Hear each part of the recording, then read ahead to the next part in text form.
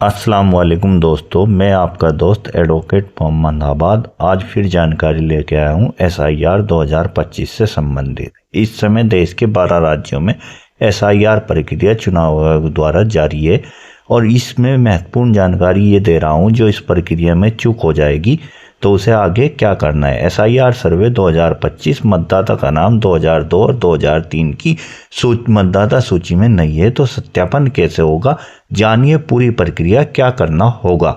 द्वितीय स्टेज दस्तावेज सत्यापन। यदि मतदाता का नाम उसके माता पिता का नाम 2003 की SIR सूची में नहीं है तो इस कंडीशन में मतदाता को किस किस परेशानी का सामना करना पड़ेगा, यही मैं पूरा इसमें समझा रहा हूं, क्योंकि अब फर्स्ट स्टेज चल रहा है। इसके बाद जो है चुनाव आयोग द्वारा द्वितीय स्टेज शुरू किया जाएगा और उसमें मतदाता से कागज मांगे जाएंगे। कौन कौन से कागजों की जरूरत पड़ेगी, आइए इस वीडियो में सीखते हैं और समझते हैं।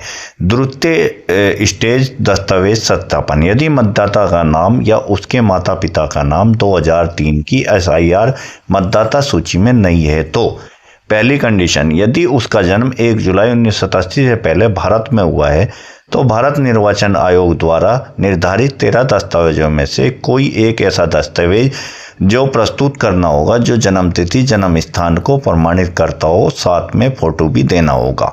तो ये कंडीशन है 1 जुलाई 1987 से पहले पैदा होने वाले महिला या पुरुष के लिए इन कंडीशनों को पूरा करना होगा, ये दस्तावेज देना होगा। बी कंडीशन आती है, जन्म 1 जुलाई 1987 से 2 दिसंबर 2004 के बीच में हुआ है तो भारत निर्वाचन आयोग द्वारा निर्धारित 13 दस्तावेजों में से कोई एक ऐसा दस्तावेज प्रस्तुत करना होगा जो जन्म तिथि और जन्म स्थान को प्रमाणित करता हो, साथ में फोटो भी अनिवार्य है।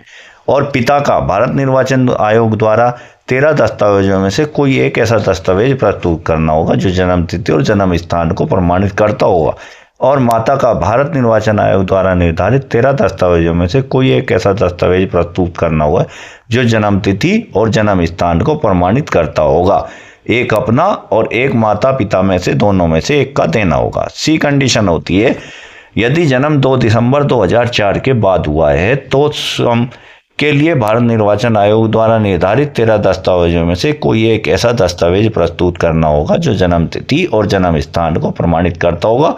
और पिता के लिए भारत निर्वाचन आयोग द्वारा निर्धारित 13 दस्तावेजों में से कोई एक ऐसा दस्तावेज जो जन्म तिथि और जन्म स्थान को प्रमाणित करता होगा। और माता के लिए भी कोई एक ऐसा दस्तावेज प्रस्तुत करना होगा जो जन्म तिथि और जन्म स्थान को प्रमाणित करता होगा। यानी कि तीनों ही कंडीशन में अपना भी माता पिता का भी तीनों का एक एक दस्तावेज उस व्यक्ति को प्रस्तुत करना होगा।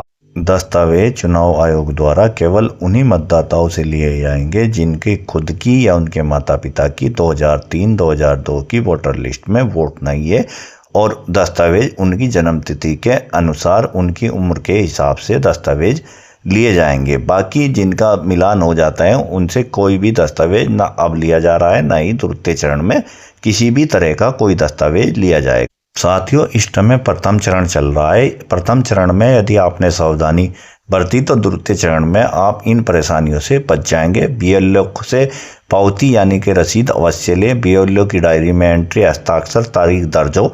चाहे तो आप BLO को अपने फॉर्म देते हुए वीडियो भी बना सकते हैं। इन सावधानियों का खास तौर से ध्यान रखें।